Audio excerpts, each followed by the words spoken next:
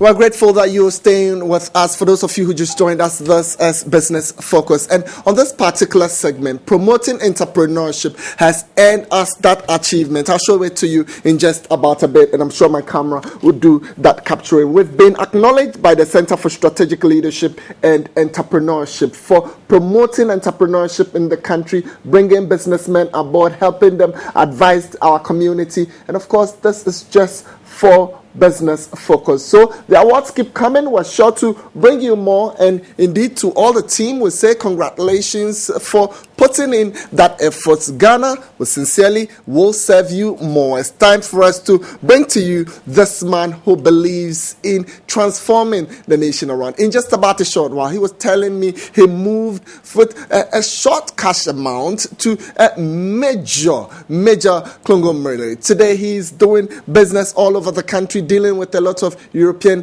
countries, and I am just in a short while going to introduce his slide, and he'll tell you more about this man. Tonight our mover is Obed Asante. His company is the Ghana Nuts Limited. His profession, just the businessman, and his achievements, Chief Executive Officer of the company. Well, he has his favorite quote, and it's there: hard work and honesty will definitely pay.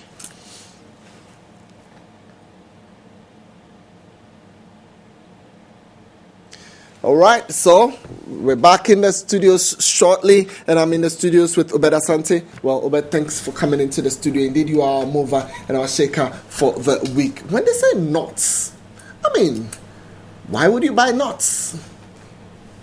Yeah, nuts can do so many things for us. It's a very, very healthy product, but we don't look at it as an African continent.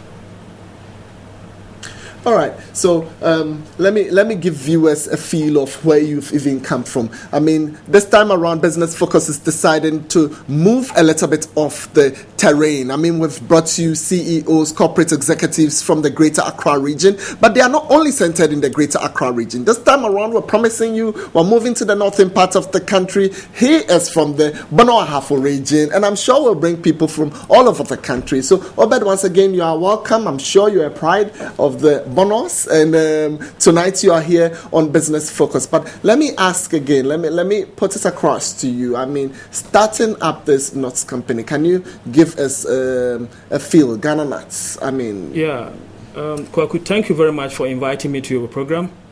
Ghana Nuts commenced operations in 2001 as commodity trading company. Okay.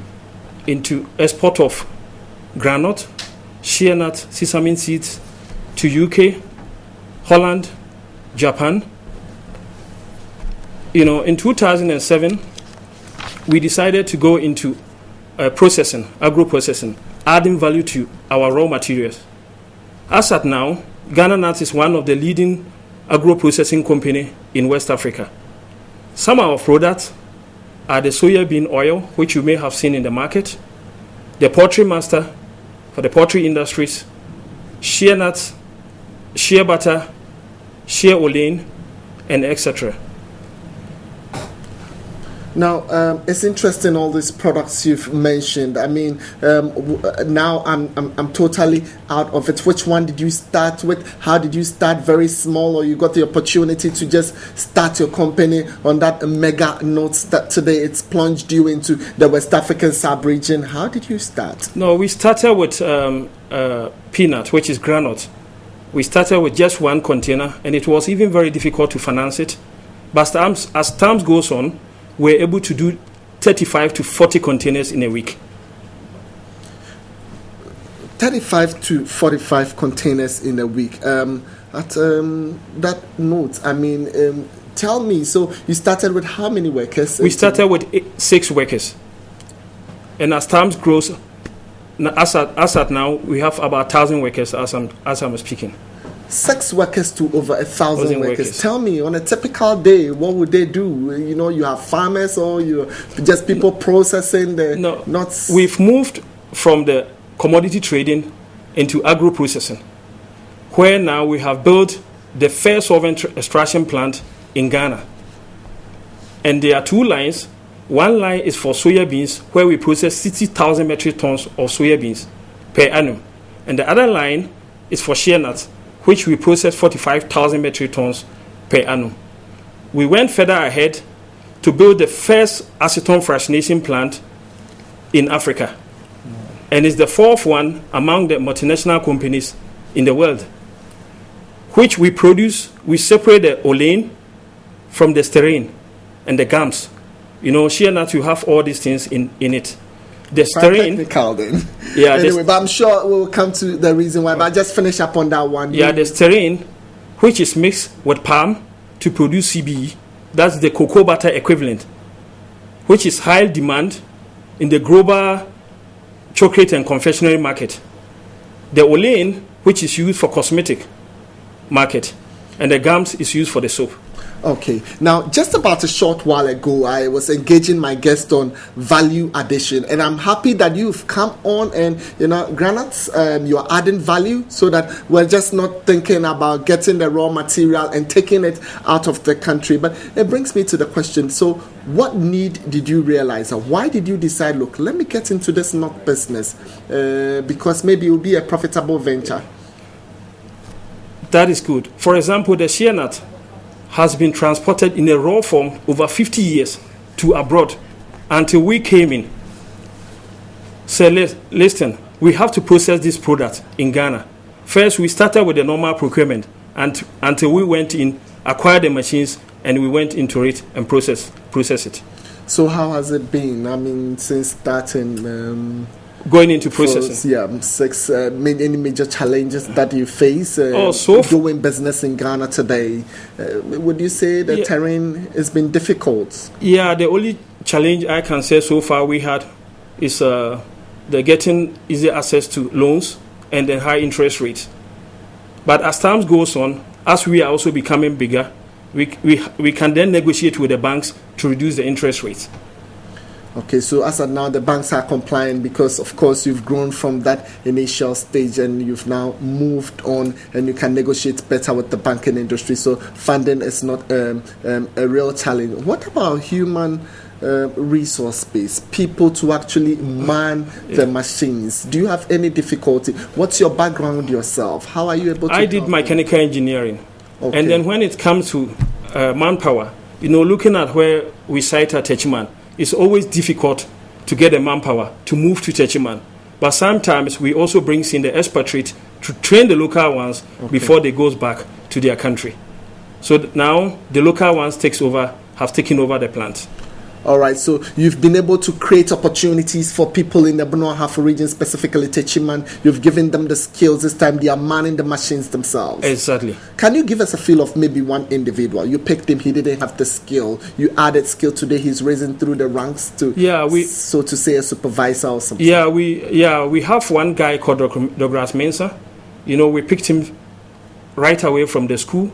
He was trained, and now he's like a project manager for all our projects.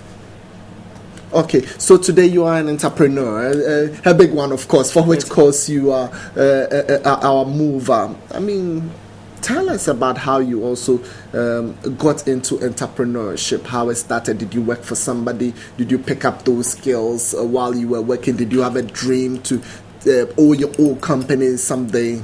Yeah, it has always been my dream to own my own company. Somewhere in 1995, I went to Europe, studied and worked there, and then find some German investors, came down with them, and it was always my dream to start a company. So as I said, we started something small and grew very fast, but very careful. And as at now, we are the market leader in the agro-processing industry in West Africa. Well, tell me more. You just said it being fast but careful. I mean, what do you mean exactly when you say that? Yeah, move fast but careful, because the manpower is also an issue. Okay. The chances are there to move, but then you have to also be very careful that you don't collapse your business, because you have so many opportunities. And then if you don't take care and you want to grow and grow and grow, you can also collapse the business.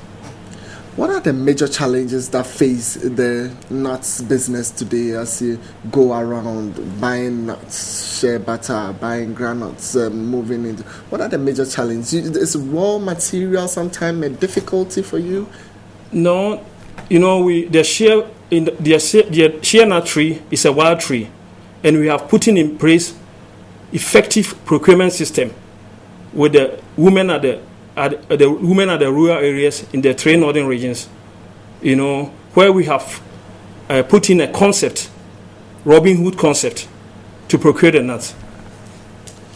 Okay. Now, it brings me also to the question of the nuts industry. Now, today in Ghana, it's one of the strategic. I'm sure maybe the competition might not be so much when you compare it to other business that everybody is into it. But I want you to give me a feel. As you look at governments, as you look at stakeholders, as you look at ministries, what do you think can be done to make the nuts industry even much better today in Ghana, to create all that employment opportunities that we all need? For instance, somebody in the metal industry will say, look, put a ban on ferrous metal such that we can use it here, refine it, add value to it before we even give it out there to that person who needs it from the Western world or the European regions to use. Kwaku, now as cocoa declines, shea nut has the same properties like cocoa. So in any application where shea nut can be used to produce chocolate, where cocoa can be used to produce chocolate or ice cream, shea nut can also do the same thing. Okay. So it's a very important product. How do you think we can, as a nation, the nuts industry can be helped? How can we push your industry? If you have anything to tell government today via our platform, what would you want to share with them? What I would like to share, especially for people who don't know much about. Yeah, what I would like to share is that the government should promote the shea industry, by also putting stop to those who cut the shea trees to use it for firewood.